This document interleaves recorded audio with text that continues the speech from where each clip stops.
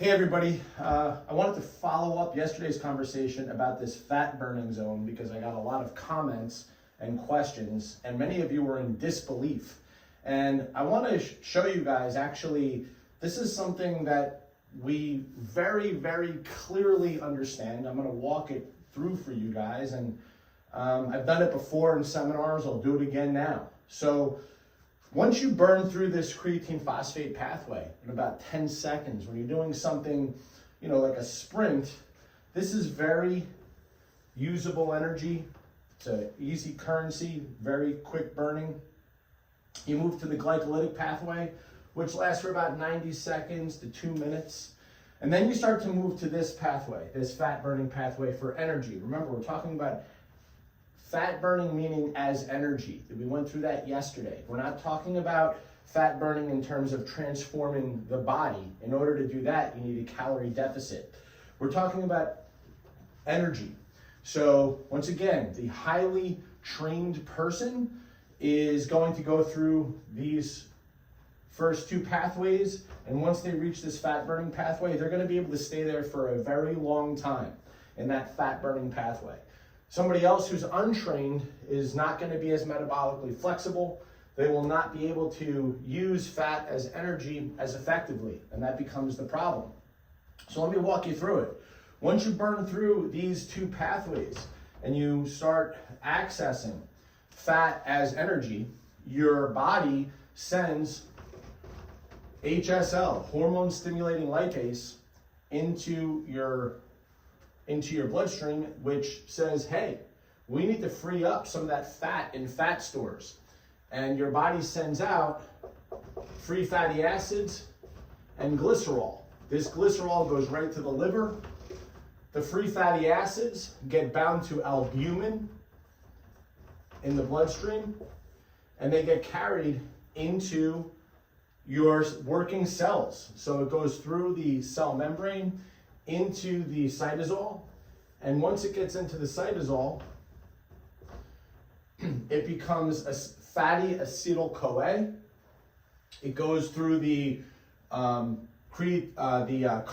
shuttle into the mitochondria, and there's a lot of things that happen here in the carnitine shuttle. I won't go into it, but basically acetyl-CoA has to break down and then get reestablished in the mitochondrial matrix. From here, you have, they get cleaved, these literally get cleaved up, and you go into the citric acid cycle. You guys remember the citric acid cycle from biology. And here you get NADH, and FADH2. So what happens here? Stick around for the amazing conclusion of what actually happens to the fat that you burn. Where does it go? Stick around. NADH and FADH2, they go into the electron transport chain. NADH goes to complex 1, FADH2 goes to complex 2, and there's the proton gradient that builds up, and that's where acetyl-CoA spins and starts making ATP.